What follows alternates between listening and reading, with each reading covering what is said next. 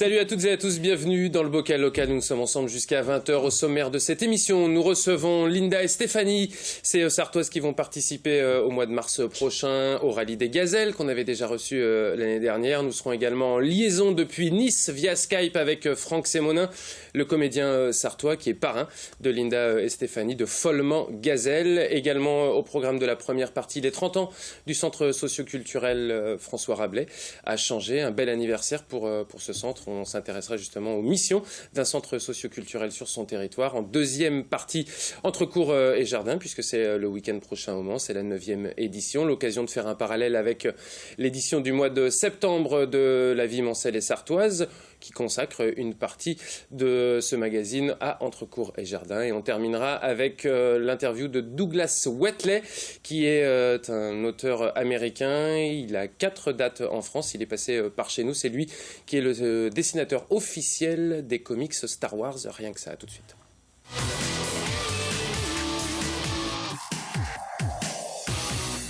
Comment ça va, mesdames? Ça Linda va et Stéphanie, bonsoir. Bonsoir. Elles sont venues avec leurs petits gilets verts, voilà. Les logos qui commencent à arriver, ce qui veut dire qu'on va parler des budgets, mais je crois que c'est ça y est, hein, c'est fini pour vous. Le budget a été... vous avez réussi à obtenir tout l'argent. Ah, vous voulez absolument bouclé. savoir. Bah oui, parce qu'on était là pour ça aussi, pour dire, voilà, il faut donner et vous aider. Il est quasiment bouclé, il reste quelques centaines d'euros. Bon, très bien. Je vous donnerai tout ça à la fin de l'émission. Comme la dernière fois. Comme la dernière fois. On fait croire, hein. Mais non, je suis qu'un pauvre animateur de province, moi j'ai rien. Françoise Ouvrard, bonsoir. Bonsoir. Vous êtes secrétaire du bureau du centre socioculturel François Rabelais à Changé. Vous fêtez aussi donc les 30 ans et vous êtes venu avec le directeur qui est Luc Breteau. Bonsoir Luc. Merci, bonsoir. Et qu'on reçoit régulièrement, en tout cas chaque année pour le festival Changer d'air, entre autres. Linda, Stéphanie, 17 mars, 1er avril pour le rallye Aïcha des Gazelles. Je rigole parce que comme j'ai pris des photos et je sais que vous n'aimez pas les photos que j'ai prises, ça me fait déjà rire avant même qu'on les diffuse. On va quand même accueillir Franck Sémonin, votre parrain. Salut Franck. Salut Julien, salut les filles. Salut Franck. Ça va? C'est génial la communication. Moi je trouve ça, je suis bluffé quoi. Je parlais comme ça à 1000 km d'écart, c'est vraiment... Ouais, c'est ça. Franck, dans votre univers du côté de Nice, là, avec vos instruments de musique, et puis le poster de Pink Floyd derrière vous, parfait. C'est pour être bien. Pour être bien, voilà. Franck, c'est section de recherche, mais on n'est pas là pour parler de ça, mais on aura l'occasion... vous êtes en tournage de la saison 11, là, actuellement, Franck ? Absolument, c'est ça, la 11e saison de section de recherche qui sera diffusée à partir de fin janvier, début février sur TF1. Eh ben parfait, on y reviendra tout à l'heure si on a un peu de temps, mais expliquez-nous Franck, pourquoi vous avez décidé d'aider, de devenir parrain de Linda et Stéphanie pour Follement Gazelle? Parce qu'elles ont un culot incroyable. Non mais c'est ça, hein. Je faisais mes courses à Leclerc à Grasse, pour tout vous dire. Et je reçois un coup de téléphone, alors d'une des deux, je ne sais plus laquelle des deux, qui me dit « Oui, bonjour, alors au préalable, elle m'avait envoyé un email, c'est pas ça. Au préalable, elle m'a envoyé un mail en me disant, voilà, on souhaite faire le rallye des Gazelles l'année prochaine, on aimerait que vous soyez notre parrain parce qu'on aime bien ce que vous faites. Donc j'aurais dit déjà, on va commencer par se tutoyer, puis on va arrêter la balèque. Voilà, et en fait j'ai trouvé leur rédaction tellement bien faite, bien tournée, bien montée, et j'ai senti qu'en fait ce courrier m'était vraiment adressé, que c'était pas un espèce de truc qu'elles avaient envoyé en copier-coller à tout le monde. J'ai dit bon, si deux jolies jeunes filles comme ça me témoignent un minimum d'intérêt, la politesse c'est que je leur accorde aussi un peu d'intérêt, et du coup j'ai dit oui, quoi. Je me revois dans Leclerc à Grasse, là, en train de je sais plus ce que je devais prendre, des boîtes de thon sur et leur dire bon, ok, c'est bon, ça marche, vous avez gagné, c'est bon, ça marche. Et voilà, ça a commencé comme ça. Et le rôle d'un parrain, c'est quoi alors? C'est pas ce que j'aurais aimé faire, c'est-à-dire que j'aurais eu, je pense, plus de possibilités si j'avais été physiquement avec elle, parce que là, les 1000 km qui nous séparent, les seules choses que j'ai pu faire, c'est passer quelques coups de fil à droite et à gauche, dont à LMTV aussi d'ailleurs, mais c'est pas dans tout ce que j'aurais voulu entreprendre avec elle qu'on a pu vraiment faire les choses. Donc, ce qu'elles ont fait, elles l'ont fait d'elles-mêmes, en fait. C'est-à-dire que je suis un peu un parrain de pacotille, un peu un parrain de bougie, voilà, histoire de dire les choses. Mais J'ai simplement passé quelques coups de fil pour essayer de le mettre sur la bonne direction. Et du coup, c'est un bon exercice parce qu'elles se sont battues pour lever leur budget et aller au bout de la préparation de leur aventure. Donc voilà, c'est uniquement elles qu'elles le doivent. Je viendrai leur filer un coup de main là, puisqu'à la fin de l'année 2016, pour les fêtes évidemment de famille, je remonte avec ma femme et mes enfants, on va tous se retrouver au Mans. Donc on ira faire les marchés le dimanche matin, le mercredi matin, etc. pour récupérer les quelques euros qui manquent pour le départ. Oui. Et on fera ça ensemble. Je me suis engagé à passer du temps physiquement avec elle pour cette fin d'année. Voilà. Et puis évidemment, vous suivrez, vous, le rallye en tant que tel. Hein. Linda et Stéphanie, on pourra vous suivre sur Internet parce qu'on vous a demandé, nous, à LMTV, comment on pourrait récupérer des images, tout ça. Vous n'avez pas le droit, les filles, à beaucoup de moyens de communication. Ça va être un peu compliqué, nous, de vous suivre régulièrement, en fait. C'est ça. En fait, on n'a droit à aucun moyen de communication. Donc le seul moyen de communication qu'on a, c'est au retour du bivouac, au bivouac le soir. On a une caravane avec quelques ordinateurs, 15 ordinateurs pour à peu près plus de 360 femmes. Donc c'est sûr qu'on ne va pas monopoliser un ordinateur pour charger les photos, les envoyer. Donc on écrira des petits mots le plus régulièrement possible, mais on n'enverra pas effectivement grand-chose. Voilà, on essaiera évidemment, nous, de relayer toutes ces informations. C'est vrai, Franck, que c'est un sacré challenge quand même de participer à ce rallye des gazelles. On va en parler évidemment avec Linda et Stéphanie. C'est quelque chose qui vous tenterait, vous, ces raids un petit peu d'aventure comme ça ? Oui, mais il faut déjà avoir du temps, il faut de la préparation, et c'est ce que les filles, justement, ont cherché à faire, c'est-à-dire, dans un premier temps, budgétiser, enfin ça, elles vont l'expliquer évidemment plus en détail elles-mêmes, mais il y a tout un principe de préparation. On ne part pas comme ça à faire le rallye des gazelles en se levant le matin et en disant youpi, on y va. Je me souviens, quand elles étaient venues, je crois que c'était au mois de mai, pour voir le départ du rallye des gazelles 2016, c'était tout à fait impressionnant. Toute la promenade des Anglais était remplie de véhicules, de 4x4 et de filles qui étaient là pour ça, quoi. On sentait dans leur regard et dans leur envie qu'elles n'étaient pas venues se faire une promenade.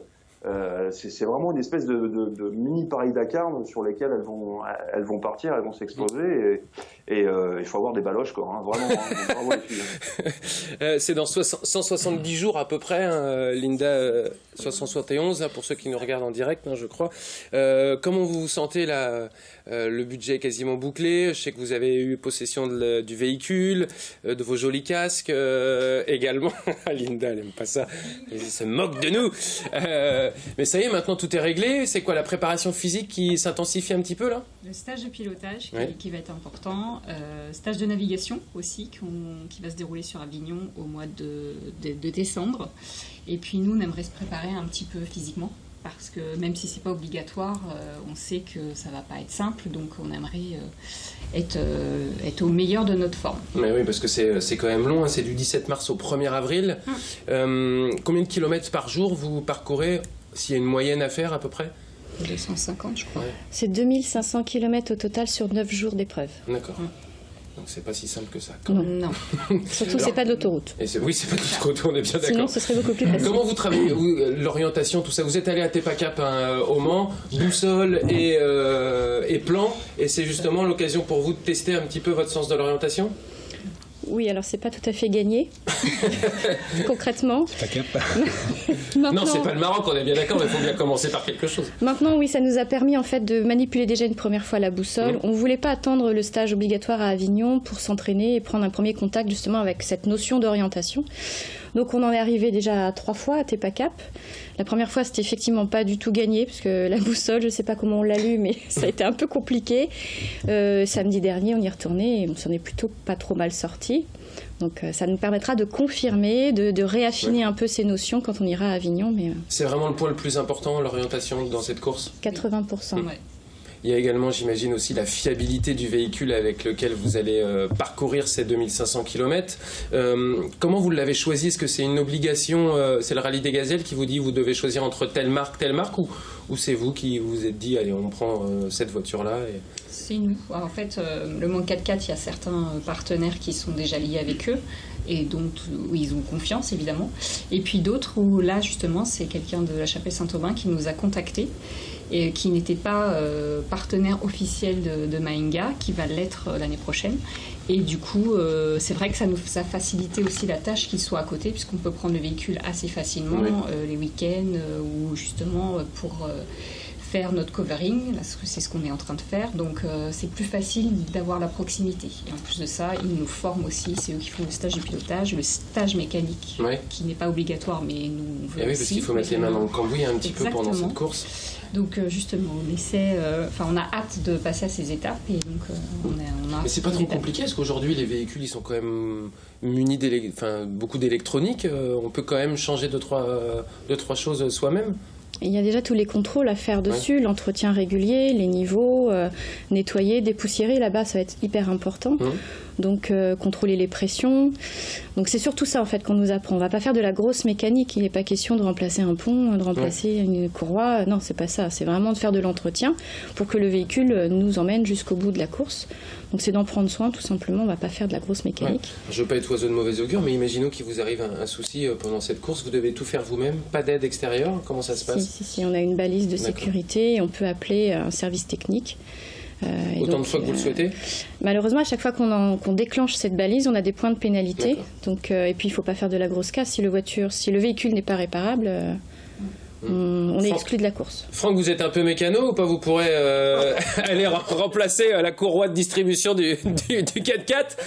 Ouais, alors tu vois, Gina, par exemple, rien que tu dis ça, déjà on sait que toi tu n'es pas mécano. Parce que la distribution, il faut poser le moteur, il faut tout démonter. Le ventilateur, c'est une catastrophe. Non, rien du tout. J'appellerai des gens qui sont en mesure de pouvoir vous aider. C'est ça. Et puis on enverra un hélicoptère de la gendarmerie.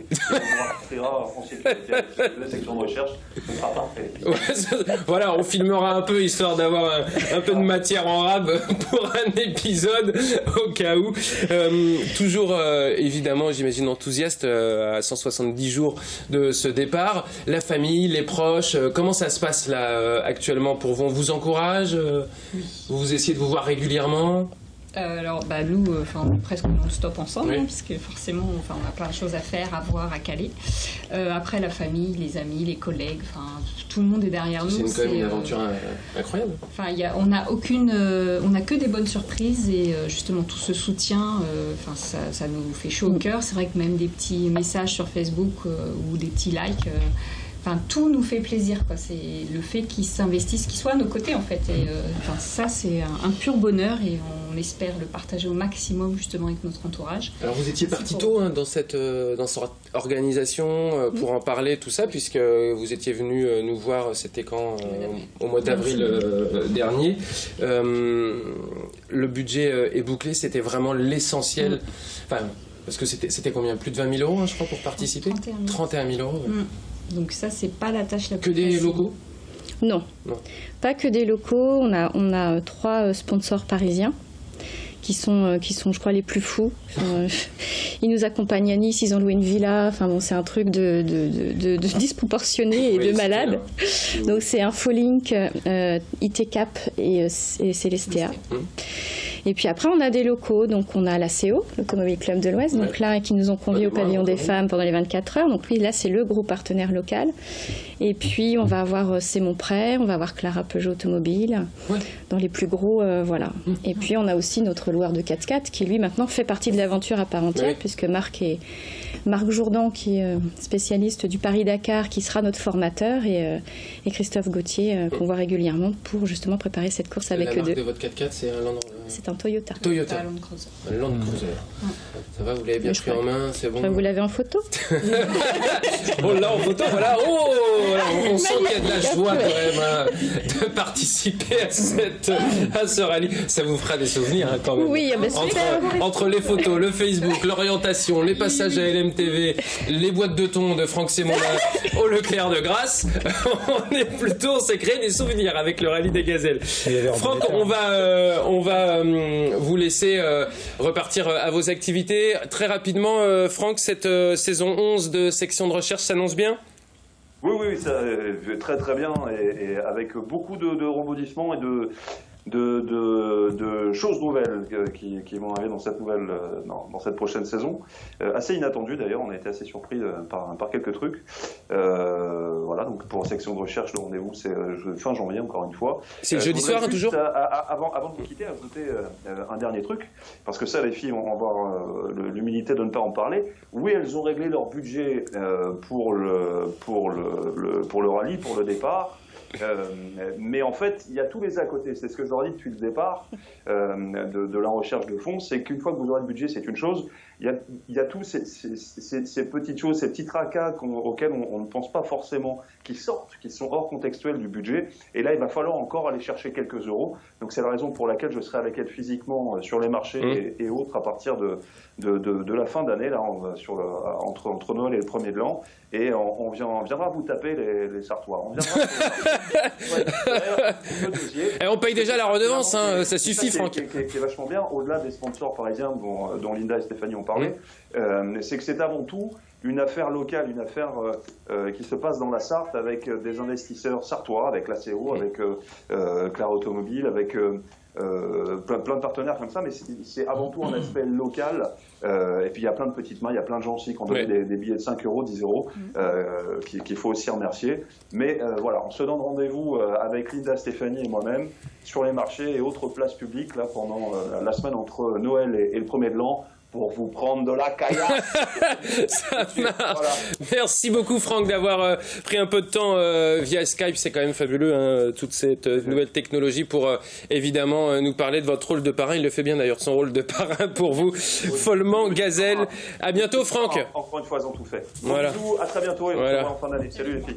Ciao. Au revoir. Et vous nous jouerez du Pink Floyd la prochaine fois, Franck, que vous viendrez sur ce plateau. Le rallye des Gazelles, c'est du 17 mars au 1er avril. Évidemment, on aura l'occasion de se revoir, les filles, avec de nouvelles photos, tout ça, sur LMTV. Vous restez avec nous. On va parler maintenant des 30 ans du Rabelais. Un chouette anniversaire pour ce centre socio-culturel, donc en 1986, a changé avec une complémentarité entre des bénévoles et des salariés.